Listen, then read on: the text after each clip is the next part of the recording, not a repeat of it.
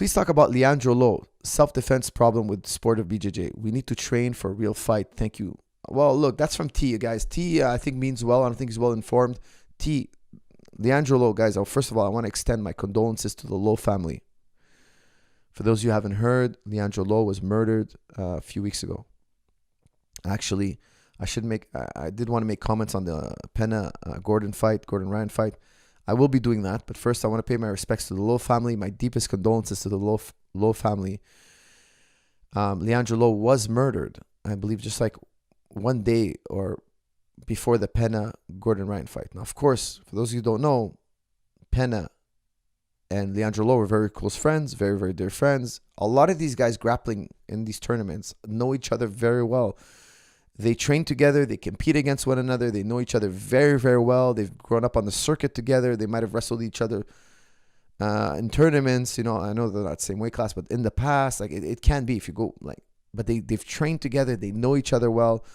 It's very, very devastating for the BJJ community. Everybody knows Leandro Lo. He's a legend in Jiu-Jitsu. He was actually once upon a time scheduled to come and train at Tristar, to come and teach and help us out. He's very, very good friends with one of my dear friends and mentors, Jiu-Jitsu mentors, Murilo Santana, world champion, one of the best Jiu-Jitsu guys ever. He used to come to Tristar a couple of months at a time and train us Jiu-Jitsu. You know, he's one of the top black belts to do it. Very good friends with Ryan Hall. All these guys know each other very, very well. Murilo Santana was inviting Leandro Lo to come train with us at Tristar. He had accepted. It fell through like a couple of days before for whatever reason. I can't remember. It was many, many, many years ago.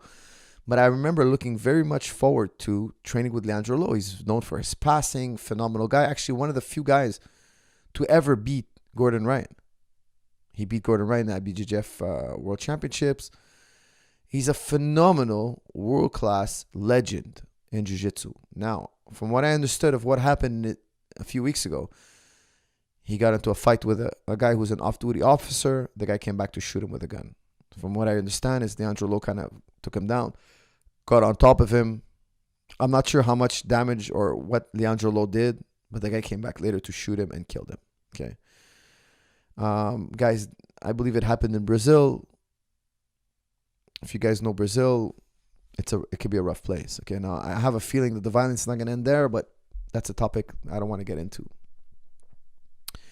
I just want to say I want to give my deepest condolences to the Lo family. I hope they find the strength to deal with this horrible situation. Now, Pena, dear friends with Lo, 24 hours later is matching up with Gordon Ryan. Now, Gordon Ryan, guys, I did a breakdown on that fight. Gordon Ryan versus Pena. I picked Gordon Ryan. I said, guys, John has been training Gordon Ryan to fight no time limit since day one. John Danaher is the only guy out there who's been not only trains his guys for competition, IBJJF style, sub style, Abu Dhabi style. Like the practice room is catered around the style of the tournaments they're going to. He also always was preparing for no time limit matches when there were no time limit match events, really.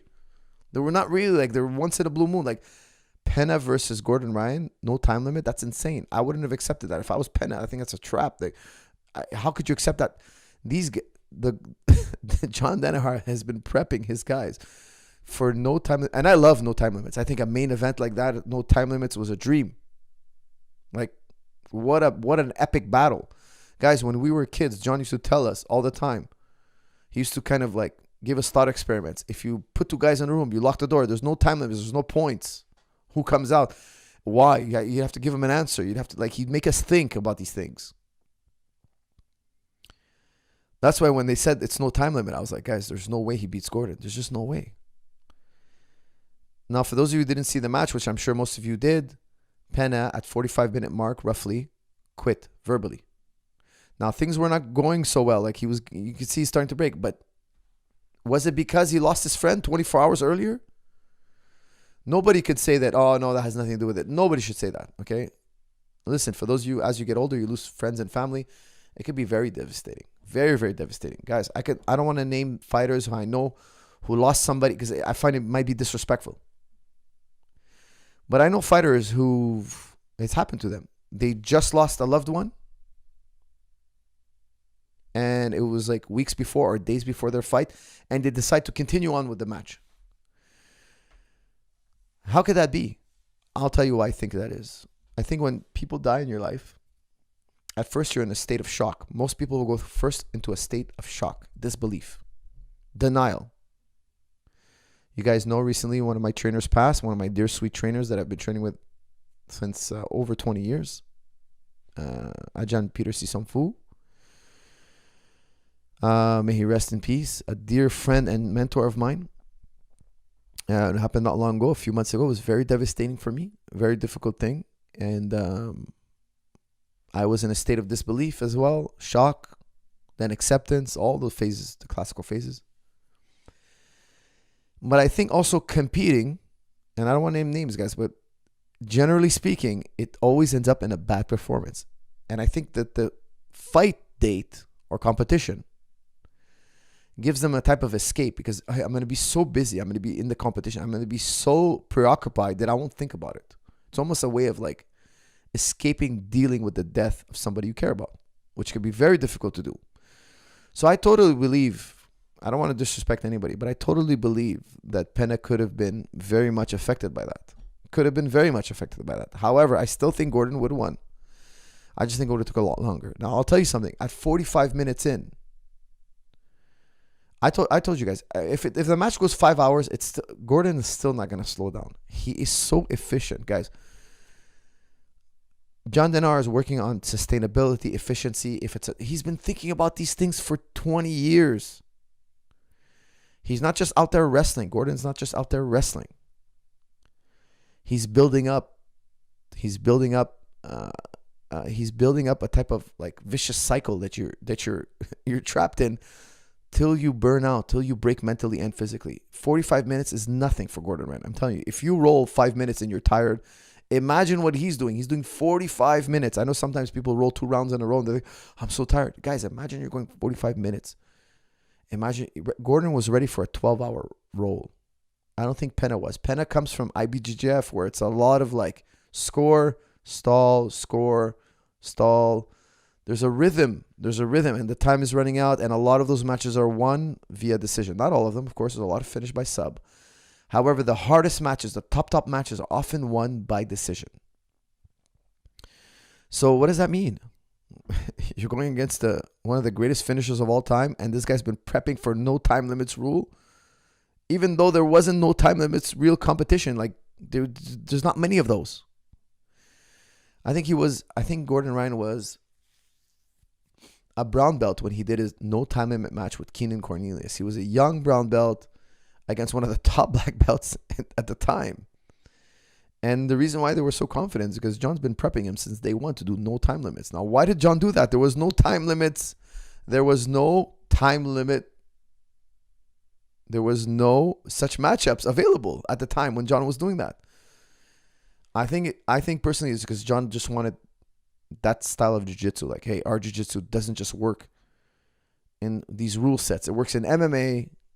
It works in IBJJF. It works Abu Dhabi rules. And it works in a fight to the death. I think that's John's type of deep dark. And I'm the same way because he taught me that way. Like that's why I always refer to my jiu-jitsu style. It has to be universal. Like, does that technique work in gi, no gi, MMA, and also self-defense? If the answer is no, I only want 20% of those techniques. I don't want those to be the core moves. This is a very important concept, guys. Think about 2 things. Okay? Let's do a thought experiment, a fun thought experiment. Imagine we have a jiu-jitero, a lover of jiu-jitsu. Let's call him Fighter A. And Fighter A, he does a lot of deep half guard. He does a lot of like berimbolo. He does a lot of sleeve gripping, spider guard, stuff like that. He does a lot of sports style jiu-jitsu. Fighter B, he does a lot of like close guard. He does a little bit of De La Hiva. He does some spinning stuff, but those are not the core moves. He does armbar triangle, omoplata. He does hip heisting. He does double leg. He does body lock. He does snap down. He does all the stuff MMA guys do, wrestlers do, and jiu-jitsu guys do, but he's always looking for the common thread between them all.